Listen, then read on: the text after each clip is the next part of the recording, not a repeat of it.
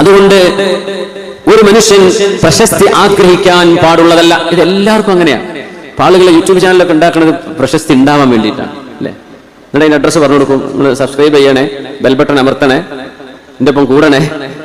അതൊന്നും വേണ്ട, നിങ്ങൾ തുടങ്ങിക്കോ, അള്ളാഹുവിന് വേണ്ടി തുടങ്ങിക്കോ. ഒരു ദഅവത്ത് ചെയ്യാൻ, ഒരു നല്ല കാര്യം അറിയിച്ചു കൊടുക്കുക. കൂടുതൽ കൂടിക്കോട്ടെ, ഒഴിഞ്ഞു പോയിക്കോട്ടെ, അതൊന്നും മൈൻഡ് ചെയ്യണ്ട. നിങ്ങൾ ചെയ്യുന്നത് പടച്ചവന് വേണ്ടി ചെയ്യാം. എന്താ ആവി പോകരുത്. ഫെയിം ഇതൊരു വലിയ അപകടമാണ്.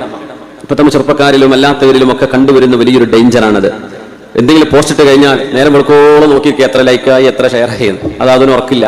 നേരം വെളുക്കോളം എന്റെ പോസ്റ്റിന് ആരൊക്കെ ലൈക്ക് ചെയ്തു, ആരൊക്കെ തുറന്നു നോക്കി. ഇപ്പൊ വാട്സപ്പിലൊക്കെയാണ് ഇപ്പൊ സ്റ്റാറ്റസ് വീഡിയോ അല്ലെ, സ്റ്റാറ്റസ് ആരൊക്കെ നോക്കി. അതൊരു അസുഖമാണ്. ഇതൊരു അസുഖമാണ്. ഇത് ഫെയിമിന്റെ അസുഖം എന്ന് പറയാം. ഫേമസ് ആവാനുള്ള അസുഖം. ഞാൻ അറിയപ്പെടണം, എന്റേതെല്ലാവരും കാണണം, എന്റേതെല്ലാവരും കേൾക്കണം. ഇതൊരു വലിയ അസുഖമാണ്. അള്ളാഹു ശിഫ കൊടുക്കട്ടെ.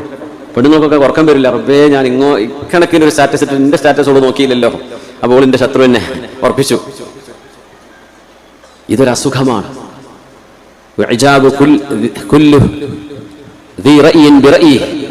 ഓരോരുത്തരും അവനവന്റേത് ആളുകൾ ഇഷ്ടപ്പെടണം, എന്റെ അഭിപ്രായം ആളുകൾ സ്വീകരിക്കണം, എന്റെ അഭിപ്രായം ആളുകൾ അംഗീകരിക്കണം എന്ന് ഒരു മനുഷ്യന് തോന്നിത്തുടങ്ങിയാൽ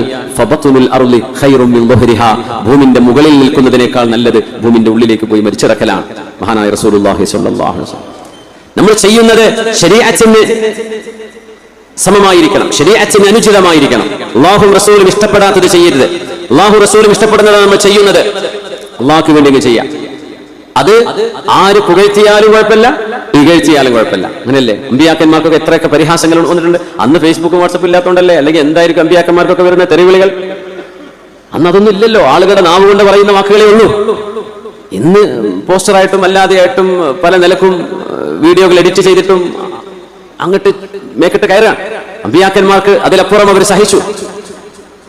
അവർ ചെയ്തതോ അള്ളാഹ്ക്ക് ഇഷ്ടമുള്ള പണി മാത്രമേ അവർ ചെയ്തിട്ടുള്ളൂ. പക്ഷെ എതിർപ്പുകൾ ഉണ്ടായില്ലേ? അത് ഹക്കിന്റെ ഒരു രീതി, അതാണ് ഹിദായത്തിന്റെ ഒരു രീതി. അത് തന്നെയാണ്. എപ്പോഴും ദലാലത്തിന്റെ ശക്തികൾ ഹിദായത്തിനെ എതിർത്തുകൊണ്ടിരിക്കും. പക്ഷെ ഒരു മുഅ്മിനായ മനുഷ്യൻ ചെയ്യുന്നതും പ്രവർത്തിക്കുന്നതും അള്ളാഹ്ക്ക് വേണ്ടിയാണ്. അവിടെ പ്രശസ്തിയും കുഴപ്പമില്ല, നല്ലത് പറഞ്ഞാലും കുഴപ്പമില്ല, ചീത്ത പറഞ്ഞാലും കുഴപ്പമില്ല. ആ ഒരു മൈൻഡിലേക്ക് നമ്മുടെ ലെവൽ എത്തണം. അല്ല പിന്നെ ഏതെങ്കിലും വല്ല ഗ്രൂപ്പോ വല്ല യൂട്യൂബ് അക്കൗണ്ടുകളോ ഫേസ്ബുക്ക് പേജുകളോ നിങ്ങൾ തുടങ്ങുകയാണെങ്കിൽ നല്ല നിയ്യത്തോടു കൂടെ തുടങ്ങിക്കോളൂ. അതേ ഉണ്ടാവുള്ളൂ. മാ ഖലസ്വലില്ലാ, അള്ളാഹുവിന് വേണ്ടി മാത്രം എന്ത് ചെയ്തോ അത് മാത്രമേ നാളെ ഖബറിലേക്ക് കൊണ്ടുപോകാനുണ്ടാവും. അല്ലാത്തത് ദുനിയാവോടുകൂടെ നശിച്ചു പോകാൻ ഒരിക്കലും ബാക്കിയാവില്ല. അതിനെ സംബന്ധിച്ച് ഒരിക്കലും പരിതപിക്കരുത്. ചെയ്യുന്നത് ലില്ലാഹ്, അള്ളാഹു തആലക്ക് വേണ്ടി.